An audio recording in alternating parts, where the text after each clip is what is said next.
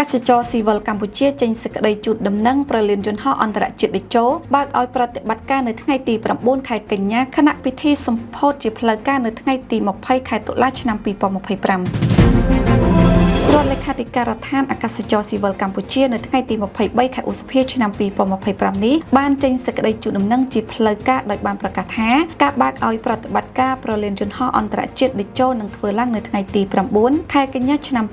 2025ចំណែកឯពិធីសម្ពោធជាផ្លូវការប្រលានយន្តហោះអន្តរជាតិតេជោនឹងធ្វើឡើងនៅថ្ងៃទី20ខែតុលាឆ្នាំ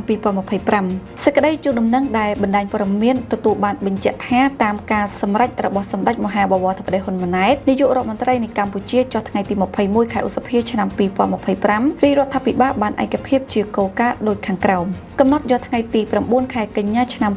2025ជាការបរិច្ឆេទបើកឲ្យប្រតិបត្តិការអាកាសយានដ្ឋានអន្តរជាតិតេជោលំដាប់ថ្នាក់ 4S ជាផ្លូវការកំណត់យកថ្ងៃច័ន្ទទី20ខែតុលាឆ្នាំ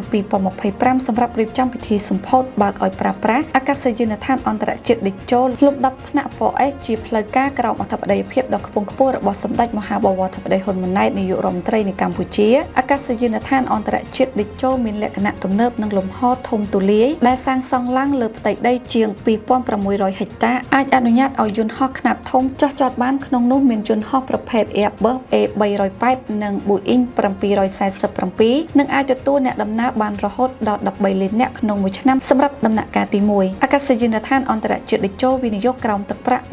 $1500 លានជាគម្រោងចម្រុះរដ្ឋនិងឯកជនដែលរដ្ឋលេខាធិការដ្ឋានអាកាសចរស៊ីវិលមានភាគហ៊ុនវិនិយោគ 10% នៅក្នុងភាគហ៊ុន 100%